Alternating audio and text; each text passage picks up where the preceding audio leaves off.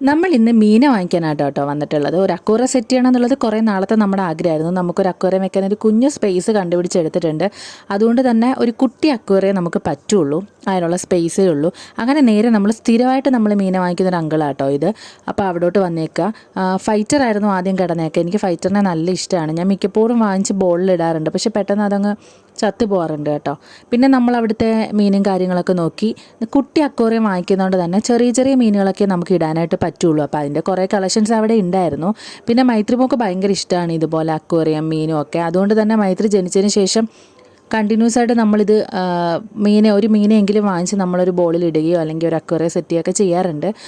പിന്നെ മീനോടൊക്കെ നല്ല ക്രേസുള്ള ആളുകളാണ് നമ്മുടെ കൂട്ടത്തിലുള്ളത്. അതുകൊണ്ട് തന്നെ ഇതിനെപ്പറ്റിയൊക്കെ നല്ല ഐഡിയാസും കാര്യങ്ങളൊക്കെ അവർക്കുണ്ട്. എനിക്കിതിൻ്റെ ഒന്നും പേരും കാര്യങ്ങളൊന്നും അറിയില്ല കേട്ടോ. അവിടെ എഴുതി വെച്ചിരിക്കുന്നത് നോക്കൂ, അത്രയേ ഉള്ളൂ. ഞാൻ ഈ മീനെയൊക്കെ കാണാനും വാങ്ങാനും ഈ കടകളിലൊക്കെ വരാനും ഇത്രയും ടൈപ്പ് മീനൊക്കെ ഉണ്ടെന്ന് കാണാൻ തുടങ്ങിയതൊക്കെ കല്യാണത്തിന് ശേഷം കേട്ടോ. അല്ലാതെ എൻ്റെ വീട്ടിൽ അങ്ങനെ ഞങ്ങൾ മീനെയൊന്നും വാങ്ങിച്ച് വളർത്തിയിട്ടൊന്നുമില്ല. പിന്നെ ഇവിടെ കുറേ പെബിൾസും കാര്യങ്ങളൊക്കെ ഉണ്ടായിരുന്നു. അങ്ങനെ ഈ ഒരു കുട്ടി അക്വേറിയം കേട്ടോ നമ്മൾ എടുത്തിട്ടുണ്ടായിരുന്നു. അങ്ങനെ വീട്ടിൽ കൊണ്ടുവന്ന് നമ്മൾ ഈ ഒരു സ്പേസിൽ വെച്ചിട്ടുണ്ട്. കറക്റ്റ് സൈസിനൊക്കെ നമുക്ക് കിട്ടിയിട്ടുണ്ടായിരുന്നു. അപ്പോൾ ഇതാട്ടോ നമ്മുടെ അക്വേറിയത്തിൻ്റെ ഫൈനൽ ലുക്ക്. ചെയ്തു വന്നപ്പോഴത്തേക്ക് നല്ല ഭംഗിയുണ്ടായിരുന്നു കാണാനായിട്ട്.